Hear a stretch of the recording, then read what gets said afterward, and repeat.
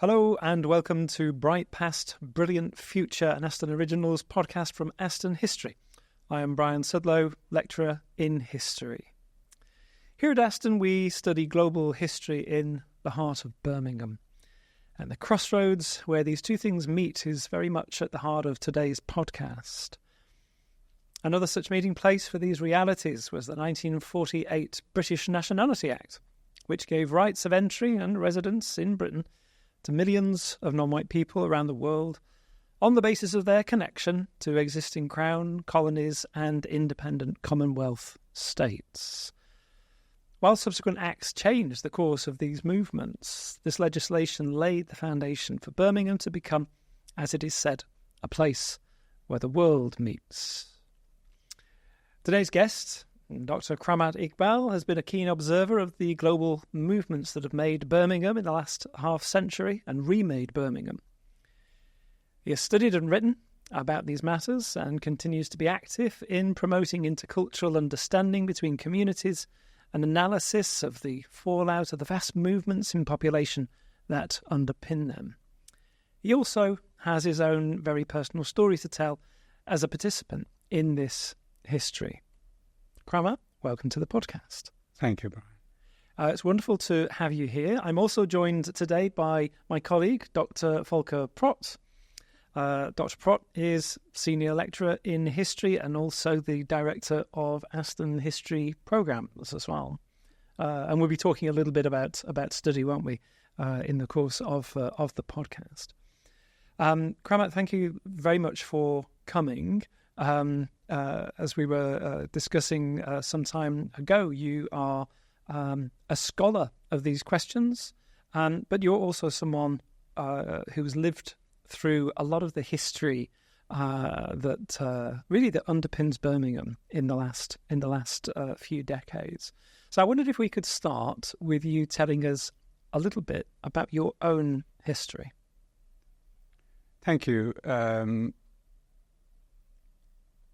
I've become a scholar of these issues because of being an outsider coming into the situation. And when you're an outsider, people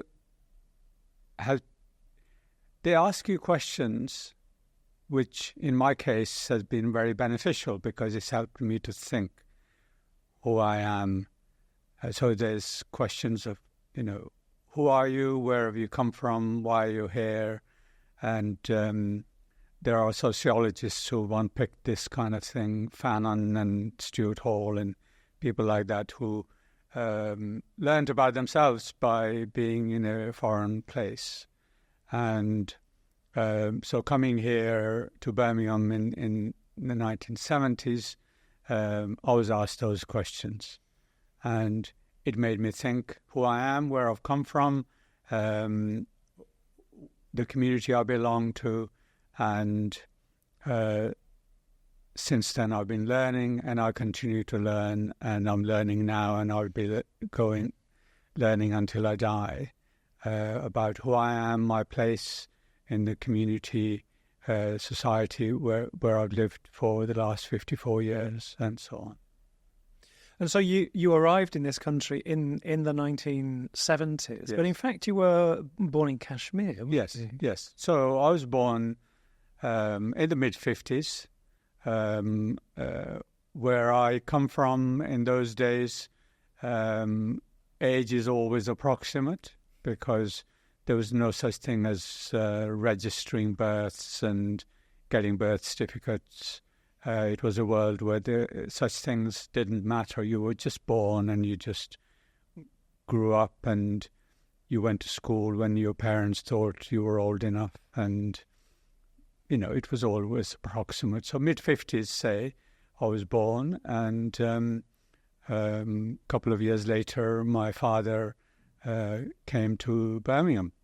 And so I didn't see him for 5 years. And so I don't really remember him until I was about 7, maybe, because he was not there. He was in Birmingham. We have a picture, I think, of your house, yes. Don't we? the first house Yes. built in brick in your village. Yes. Tell us a little bit about. Yes. So it's a small village of about 10 houses at the time, and top of a hill, and you're surrounded by fields, and it was a simple world. We walked everywhere. There were no roads or running water. You had to go and fetch the drinking water. There was no electricity. There were no roads, so we walked everywhere. It was a simple world. Houses were made with local stone, covered in local mud. And when people had sufficient funds, they would build a better house. Also, it was a statement that they had more money. And this happened to be the first such brick house. The word pakka is in English language, and we know it means authentic, proper, solid, and the word for a brick house in our culture is pakka house. Okay. And so this was the first pakka house in our village, and I learned later that the money for it came from Birmingham because my father was here in Nechells, part of the early post-war community, in the first house in Nechells that had been bought by my uncle with a few £100. He'd bought it as a partnership with another person from our community, and anyone and everyone from our area in those days who came, and for many years to come, would head to that house and would be put up. They didn't worry about how many bedrooms there were. It was whether there was enough space to sit or sleep. And sometimes I believe people were sleeping while sitting up because there was no room to lie down. Goodness. And they took turns to sleep. So if you worked days, you slept in that bed at night. And if you worked nights, you slept there in the same bed during the day. And so my father was in that house for 5 years. How had things changed by the time you reached Birmingham? You arrive in Birmingham in 1970. 1970. Yes. So how had things changed, or perhaps how were things still the same? I don't know. I suppose. Yes, I do know the change that had taken place when I came. Indeed, I came because of the 1962 legislation, which stopped the automatic right of Commonwealth people, the ex-colonies people, to come to Britain. 1948 gave that right to people. So my father had come here because he had that right. 1962 legislation stopped that. And now you could only come if you had somebody living here, and communities were asked to, if they wanted to bring children, women had to come, and children couldn't come on their own. And so that had been a key change for our community, because now the migration was not temporary. You come here and work as a man and keep your wife and children back in Kashmir. You can bring them. So 1962 legislation actually forced people to make a decision whether they were going to stay here or not. Up till then, it was a temporary thing. This was a place they came for work. So the key change that had taken place was now there were women. So the house where my father had stayed, in an all-male house, had now women living there, and children, myself, and one or two other children also, and there were more women in our community who were living in the area.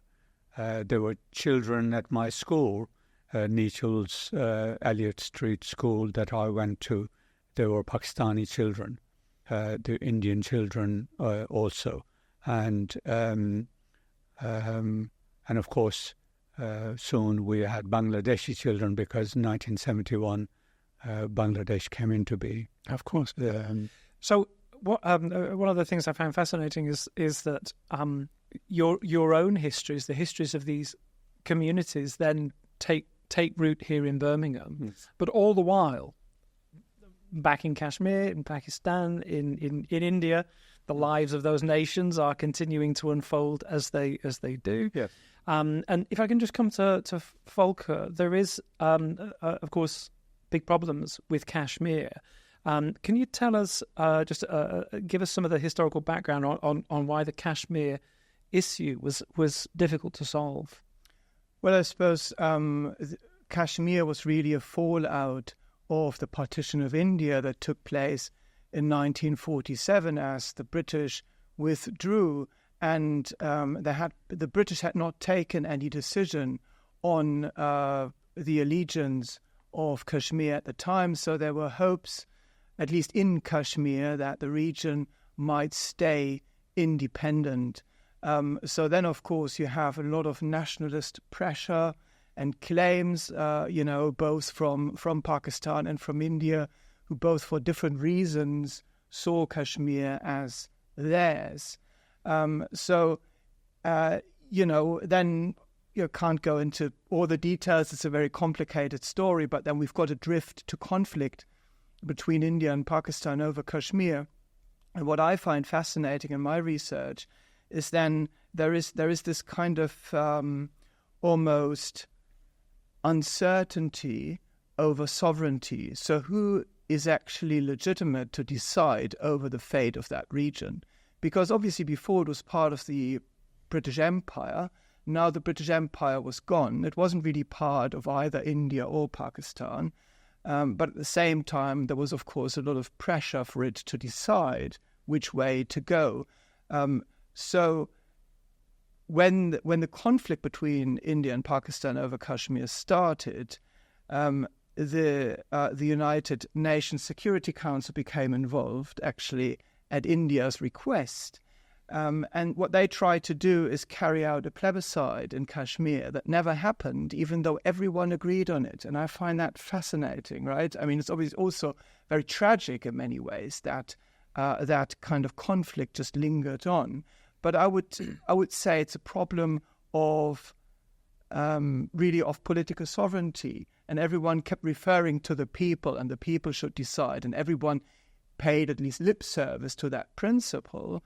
But I think one of the enduring legacies and problems in that region is the lack of politicians listening to local people and paying tribute to what they want, because I suppose most people, even today in Kashmir, are very upset, are very unhappy about the situation there. Let's zoom the lens back over to Birmingham. There are these difficult events happening back in Kashmir, between Kashmir, India and Pakistan. All these communities have diaspora communities in Birmingham. How much was that a feature of your early experience of being in Britain? And how did you actually feel being in Britain back in the 70s? I think just to I'll come to that, but just to build on what has been said already, it's important to point out that Kashmir is a highly undeveloped area, and was so during the British rule in India.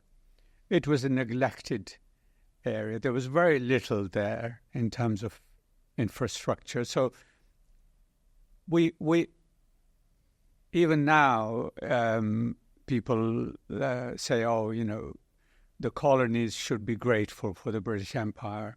So there were some good things done: infrastructure, development, transport, water, those kinds of systems. But that was in mainstream India, not in places like Kashmir. Kashmir was not touched by such developments. So there was very little in that area. People either survived based on agriculture, which was weather dependent. I read somewhere that people could survive 3/4 of the year on local opportunities, local crops, and so on. But the remaining quarter, they had to rely on work elsewhere, income from elsewhere. So people were expected to, members of the family were expected to go out to seek work, which was in British India.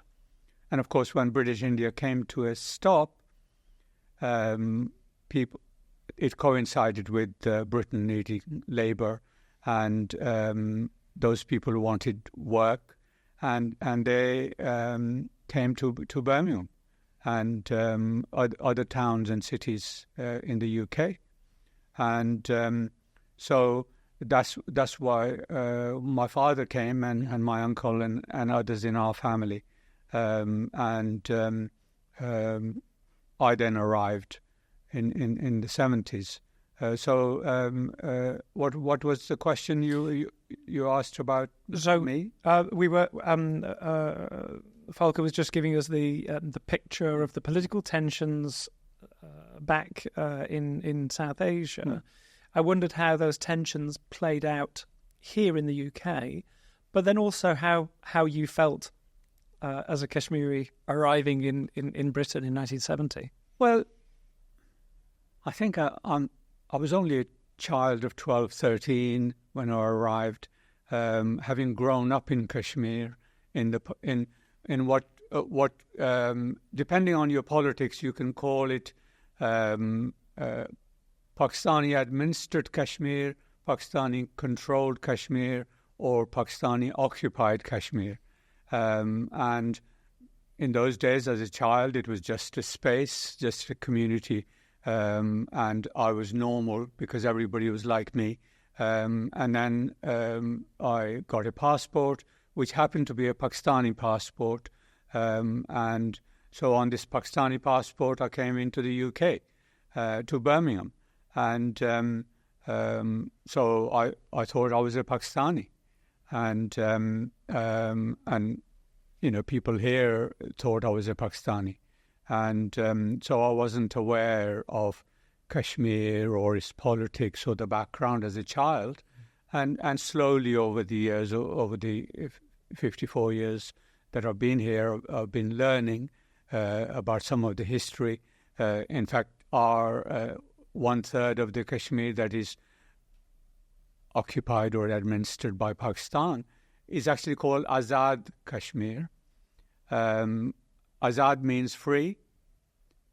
And as an adult, I know that if there is a name free in a country's title, maybe we should be suspicious of it. Why are they putting that word in there? Are they, So you could say Azad Kashmir is not Azad. It's not free. Nothing much happens in our bit of Kashmir without the say-so of Pakistan. All the top positions in administration and politics are determined by Pakistan. If you want to fight elections in Azad Kashmir, you have to sign a form which says you agree to Kashmir becoming part of Pakistan. And if you do not sign that, then you cannot stand in the election. So there are those kinds of things. But other than those restrictions, of course, we're free. So that you can make your own mind up whether we are Azad Kashmir or occupied Kashmir. History is full of these complexities. I think that's very often the case. if I can just move on to your own work, Yes. as someone who's tried to promote understanding between communities, diaspora communities, and also communities that are indigenous to Birmingham. That's very much a project that you've been involved in for many years. Yes. Where did that come from? And then how do you feel about that project now after so many decades of activism? Okay. So as a child in the 50s, I heard some stories of unpleasant goings on in our community, in our village. So our area was multicultural, multi-religious. Not when I was growing up, but actually had been so in the past. There were Hindus and Sikhs in that area because I heard about their departure in 1947. I heard stories. It was a world which spent a lot of time sharing stories. And some of those stories were how the Hindus and Sikhs were treated when they were leaving in 1947. And the shame of that stuck with me. I really felt for those people before I left my village, before I came to Birmingham.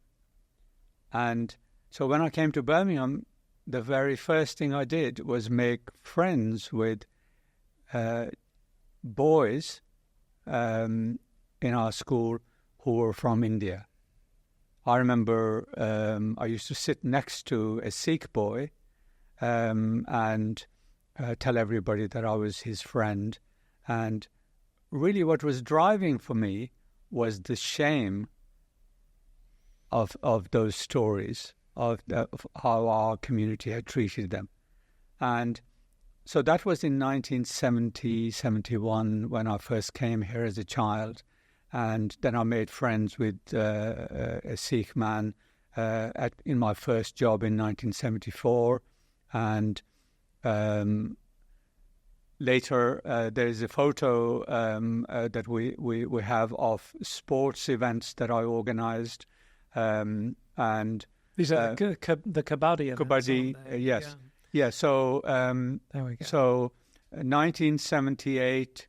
So after 8 years of being here, slowly I became a youth worker because now there were young people in our community.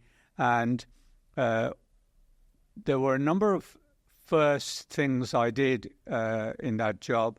And one of those was I organised Kabaddi. Kabaddi has been described as a rugby without a ball.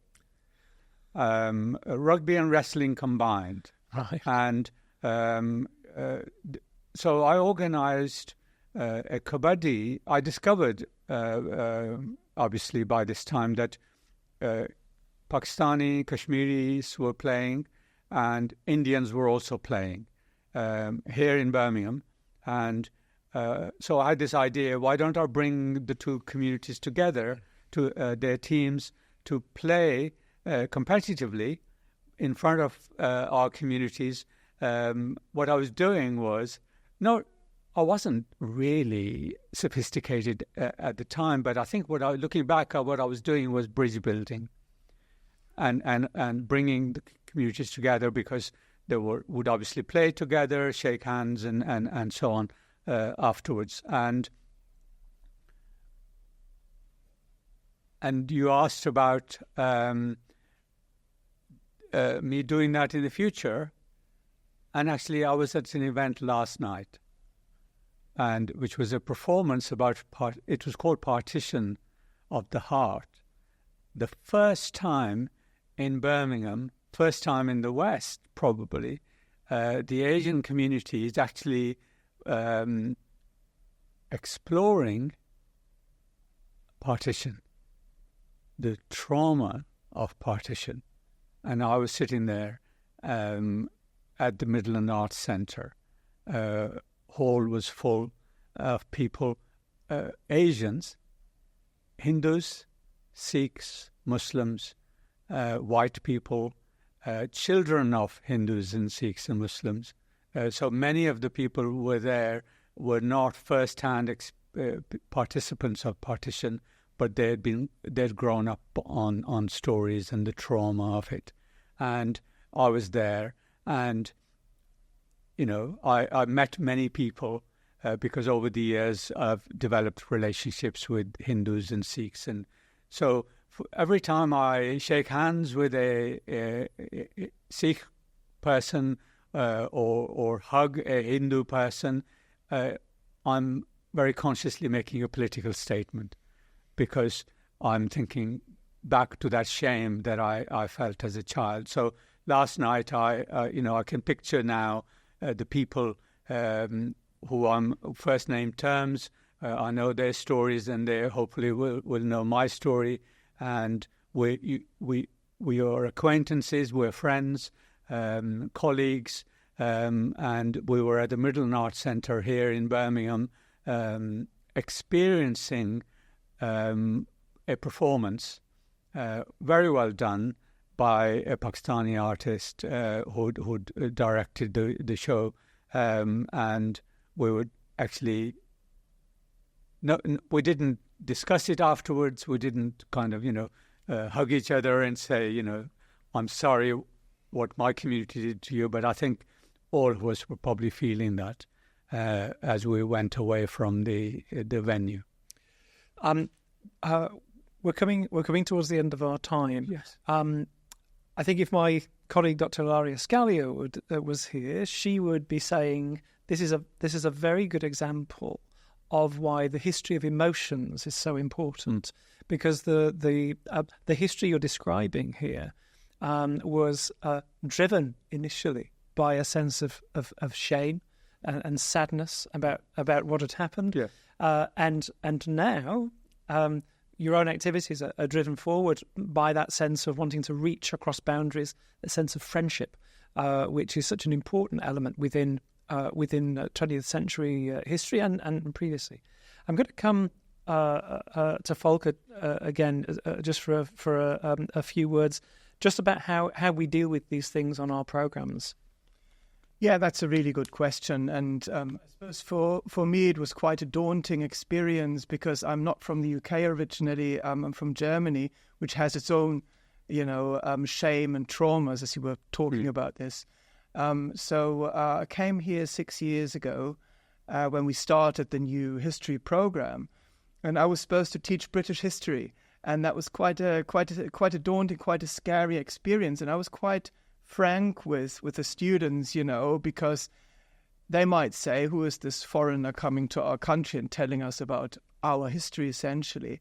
And I think the way I tried to make this work was to say, well, we're looking at British history from various angles. And I think many students then, at least after the first couple of classes, came to me and told me this is really interesting because we've never looked at British history in this way. And I think that approach really helped me in dealing with not just the diversity of topics, so such as the British Empire, for instance, but also the diversity we have in our classrooms. I think we're one of the most diverse history programs in the UK.